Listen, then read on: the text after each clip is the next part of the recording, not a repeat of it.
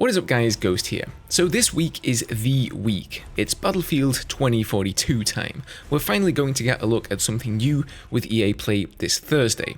It feels like ages since the trailer came out, and I know that all of us are just overflowing with questions we want answered.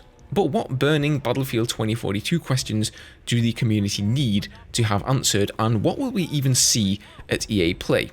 We'll go over all of that in this video, but first, make sure you're subbed up for anything Battlefield. Here on the channel, I have a focus on vehicle play, tutorials, guides, and news, so if you're interested in that sort of thing for Battlefield 2042, then feel free to join me as we get closer to the release. Now obviously, one of the big things we're going to see at EA Play, and really the only thing that has been confirmed, is Ripple Effect Studios' love letter to longtime fans, their new game mode touted to be some sort of Battlefield hub, and there you can play remastered maps from previous Battlefield games. Outside of that, we really have no idea what we'll be seeing. However, a few days ago, DICE did produce a blog post answering some of these burning questions, for example, about the possible implications of RPG spam and stinger spam. And in some sense, they put those worries to rest, but at the same time, they introduced a bunch of new worries into the community with the new information they gave us, and I think a lot of us are now looking at EA Play for answers.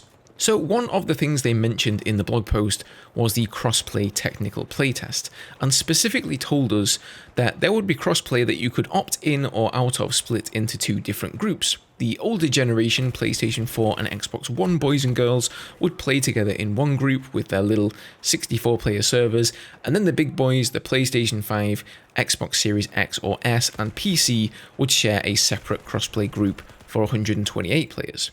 And of course the community reacted to this fantastically and said, "Thank you DICE, now I can play with my console friends that can't afford an amazing PC," and the console people rejoiced in joining their PC brethren at last. No, of course they didn't bloody say that. They said, "OMG DICE, I don't want to play with those sweaty PC plebs, just let me play with my console buddies." To which somebody replied saying, "If you don't like it, don't play it, lol." In all seriousness though, I do understand the worries, and in this regard, crossplay definitely is a double-edged sword. On the one hand, you get to play with all of your friends, but on the other hand, well, if you don't have any friends to begin with, like me, well, then you just have to go up against sweaty controller users with their aim assist. Now, I would also assume that console players will be able to hook up a mouse and keyboard, just like you can in other crossplay titles like Call of Duty Modern Warfare. But what we don't know is whether or not controller players will be grouped together and then keyboard and mouse players together to balance out the big aim assist issue. Honestly, I think that's unlikely, since it would mostly eliminate the entire point of crossplay to begin with. Another thing I think players are hoping to see at EA Play is some clean gameplay, both on the infantry side of things and on the vehicular side of things as well. In my opinion, Battlefield players should be heavily rewarded for their skill at the game and putting in the extra time to hone those skills. So a sufficiently high skill ceiling is really important in my opinion.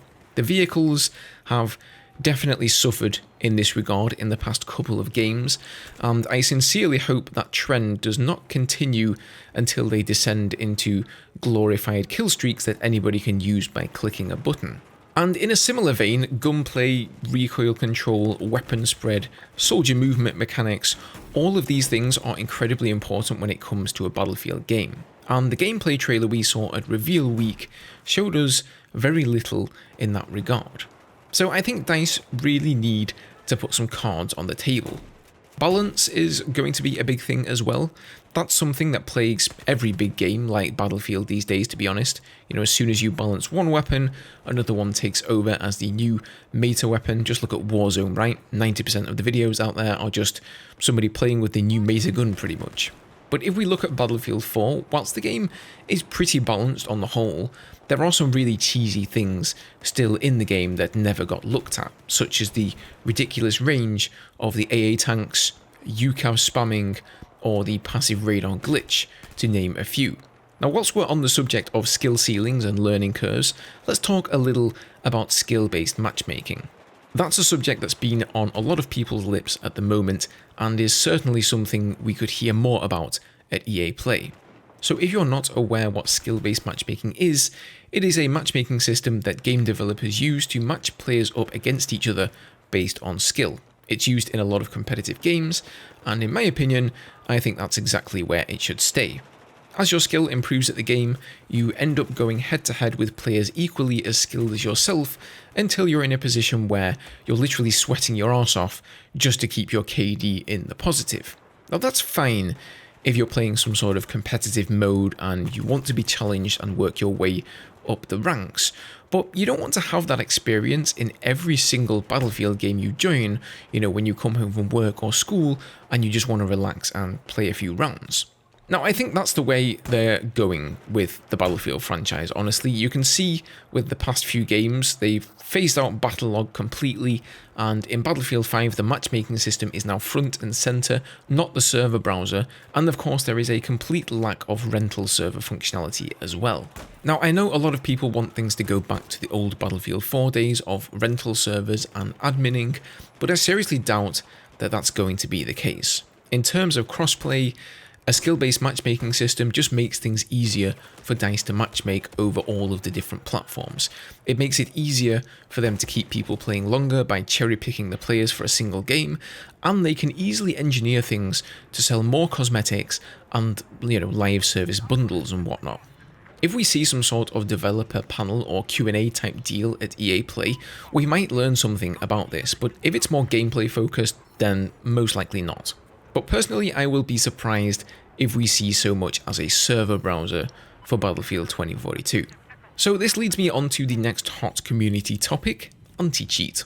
Without active admins in rental servers, we are going to have to rely on a built-in anti-cheat system to ban cheaters, but also not ban legit players. Now, I haven't played a ton of Battlefield 5, but the word on the street is that it is rife with cheaters, especially in Asia. So I think that's something else that DICE should address soon, just to put the community's mind at rest. If they don't have a good anti-cheat system that works in place on day one, then it's just going to be an absolute shit show, and the game balance, the gunplay, and all the rest of it won't even matter. So those are some of the most pressing concerns within the community at the moment. If DICE can put some of them to rest and, also reveal some new and interesting stuff along with it, then I think this EA Play could be one hell of a show. I will most likely be watching the show over on Twitch along with whoever else wants to join me, but if you can't make it, I shall make a follow-up video as well, going over all the new information we get. Thank you for watching the video, hit that like if you enjoyed, have a good one, and I'll see you next time. Cheers.